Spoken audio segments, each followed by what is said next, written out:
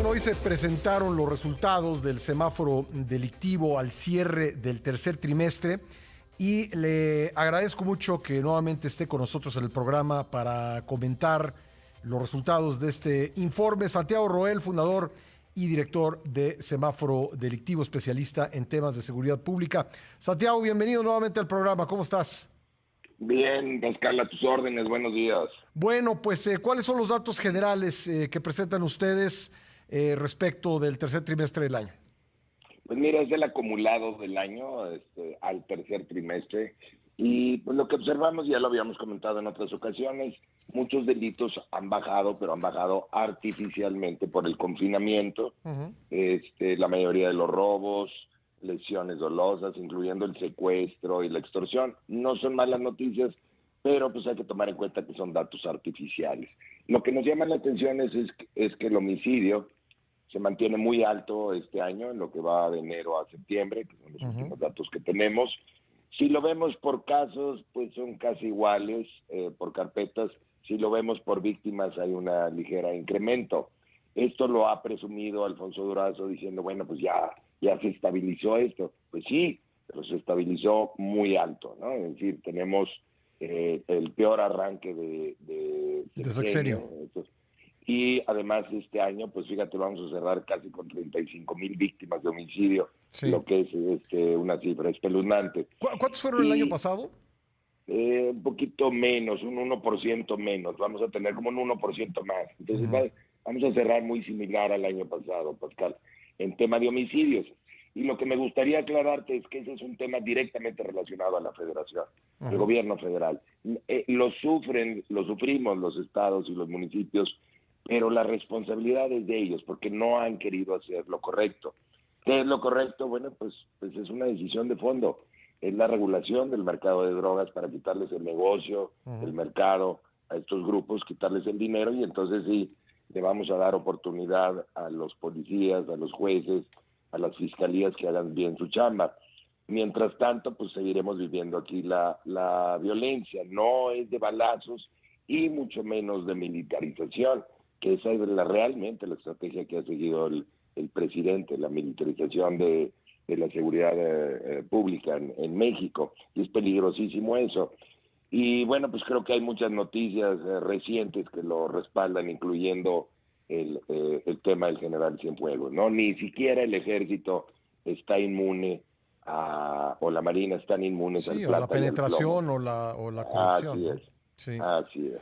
Oye, ¿y cómo Este, están, cómo evolucionaron en estos 9 meses otros delitos? ¿Hay algo que, digamos, aunque sea por efecto de la pandemia, pero que tenga un resultado positivo? Sí, te digo, mira, por ejemplo, el secuestro ha bajado un 39% en lo que va del año, robo a casa 24%, robo a vehículo 23%, robo a negocio 20%, todas son reducciones interesantes. Lesiones dolosas bajaron un 15%, extorsión 8%, incluyendo violación y han bajado. Ujú. Pero en los últimos meses, Pascal, si ves tú las gráficas que tenemos ahí en nuestro reporte y ves los últimos meses, pues se ve un repunte claro a medida que se va acabando el confinamiento. Mm. Nos preocupan dos delitos sociofamiliares, la violación y la violencia familiar. La violencia familiar tiene un incremento, a pesar de que al principio del confinamiento hubo una reducción, era lógico que se fuera a incrementar la violencia familiar. Lo estamos viviendo porque incrementa el riesgo al estar confinados. Y el otro tema que nos preocupa es la violación, sobre todo a menores de edad, porque esa se da dentro de la casa y se da por familiares o Caray. conocidos. Ahí Sí. el aumento es de cuánto. Mira, el aumento de los últimos meses es el interesante, es el que hay que ver en la gráfica. Porque si vemos todo el año, pues obviamente hubo meses en donde esto bajó, pero también bajó porque había dificultades para presentar denuncias, ¿sí? Ujú.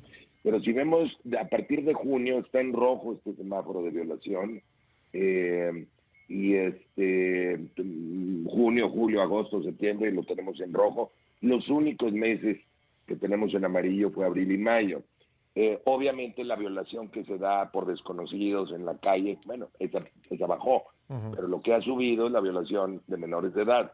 No te puedo dar datos específicos, pero en los grupos que trabajamos en algunos estados para la prevención de este tipo de violencia, de violaciones, hemos visto el incremento, ¿no? Entonces, esto es algo que hay que prevenir y lo tenemos que hacer todos, medios de comunicación, gobierno federal, estatal, municipal, organizaciones civiles. Es un riesgo que se mantiene porque los niños siguen en casa. Bueno, el mapa del semáforo que presentan ustedes presenta en rojo a varias entidades: Colima, Baja California, Zacatecas, Quintana Roo, Guanajuato, Michoacán, Chihuahua, Sonora, Morelos y el Estado de México. ¿Qué es lo que, digamos, qué marca las diferencias a nivel regional en cuanto a la comisión de delitos?